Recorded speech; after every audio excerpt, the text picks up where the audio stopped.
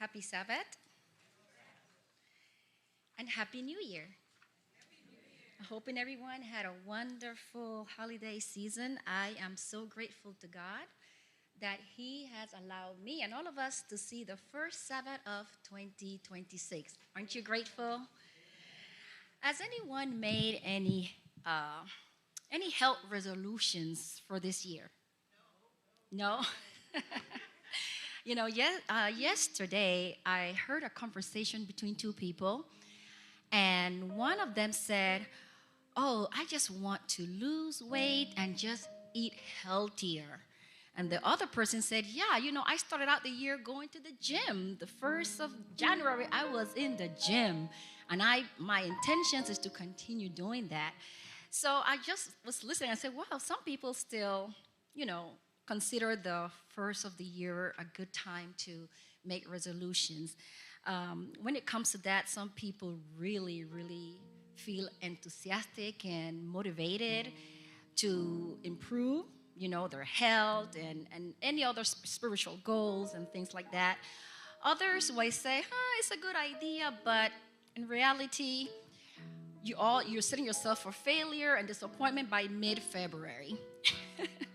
And other groups just definitely don't make resolutions. Well, I used to love to make resolutions.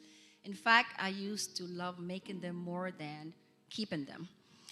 So, but I read something that says we should just skip resolutions and instead of making resolution, make a rule of life. And I thought about that, a rule of life. And I was very curious about it. I said, what is a rule of life? A rule of life is an intentional, conscious effort to involve God in all of your plans, in everything that you do. So that reminded me of Proverbs 16:3 that says, "Commit to the Lord whatever you do, and He will establish your plans." So I look at it as making God your divine partner. So it's not making a plan away from Him, but keeping Him as part of your plan and relying on Him to give you the strength to carry out those goals and those plans. So this year, let's make a rule of life to commit our plans and health goals to God. Okay, and we can expect and know that He will bless it and He will establish those plans. So I gave out some green. So I have some green cards here. I call them the health goal cards. And some of you received these cards. And what we're going to do, we are going to commit to God what's on that card for this year, 2026.